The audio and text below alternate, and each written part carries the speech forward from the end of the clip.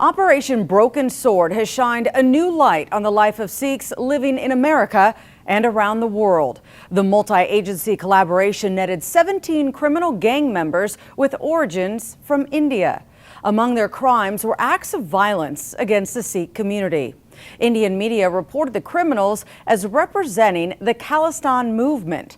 Meantime, American law enforcement said there was absolutely no connection to those arrested and Khalistanis. I sat down with Dr. Amarjit Singh of the World Sikh Parliament to discuss why state media in India is trying to rewrite history. That is the time when I left the country to tell this story to the world. Dr. Singh is talking about the Sikh massacre of 1984, when independent sources say as many as 20,000 Sikhs were slaughtered nationwide. It happened just after a military action was ordered by the Indian government to take control of the sacred Sikh Golden Temple in Punjab. Sikhs worldwide criticized the action, saying it was an assault on their religion and identity. I thought that being in Punjab, there were two choices, either to pick up the arms and fight back and die, or the other was to accept slavery. The third thing was to get out of the country, come to United States. At that time, United States was not the country as it became after the breakdown of Soviet Union. At that time, United States was the champion of human rights. Certainly, President Nixon, Kissinger era was sympathetic towards Sikhs. And I thought that in United States of America, I'll tell the tale of my people to the opinion makers, lawmakers, and decision makers in this country. While the violence in 1984 had been building for more than 100 years, a trigger point came on January 26, 1950, when India adopted a constitution that was supposed to agree to promises between ruling parties. Key for the Sikh culture was a guaranteed recognition of their language, religion, and sovereign land, and not to be lumped in under the umbrella of the Hindu religion, something Sikh leaders say had already happened to Buddhism.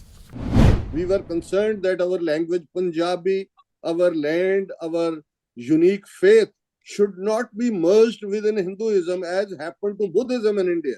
Any student of history will like to know that Buddha, who was born in that part of the world for 1,000 years, Buddhism was the religion of the people. And what happened to Buddhism? If you understand that part of Buddhism, Sikhs were fearing that ultimately we will also become a branch of Hinduism in the end, and our separate identity will be gone.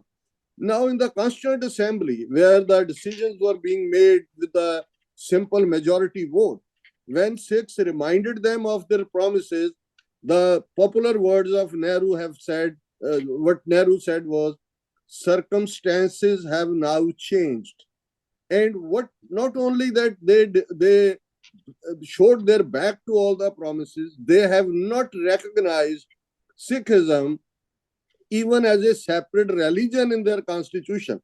Article 25B of Indian Constitution clubs Sikhs, Buddhists, and Jains as Hindus.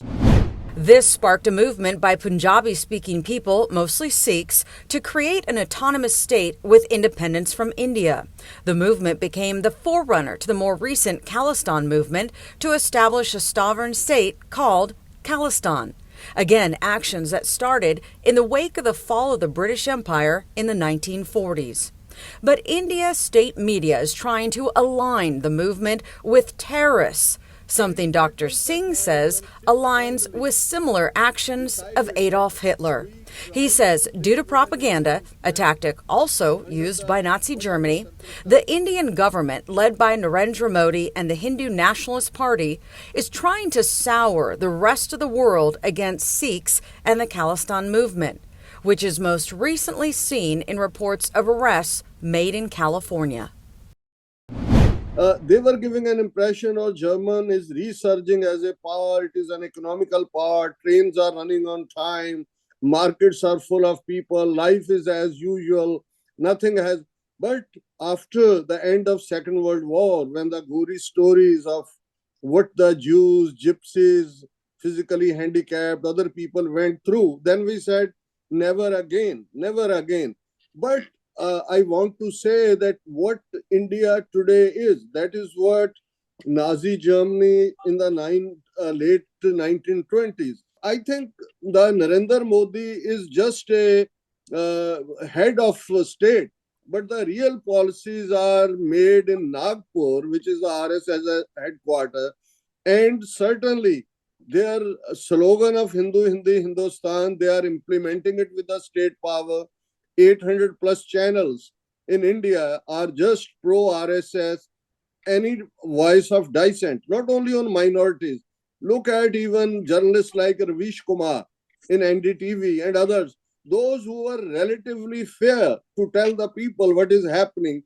Even they have bought those channels like Adani scandal of $125 billion.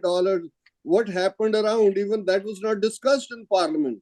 If Rahul Gandhi came up with the accusations on that issue, not only that he was not allowed to speak in parliament, eventually his membership was cancelled through the court. So at this time, media, legislature, judiciary, executive, they all are in cahoots. And what is happening in India is very fearsome. Now, Dr. Singh wanted to make it clear the Sikhs don't have a problem with Hindus. They simply want religious freedom for everyone, which of course is the same principle America was founded upon. For more in-depth stories and world headlines, check out SatlujNetwork.com. I'm Ginger Jeffries. Thank you for watching.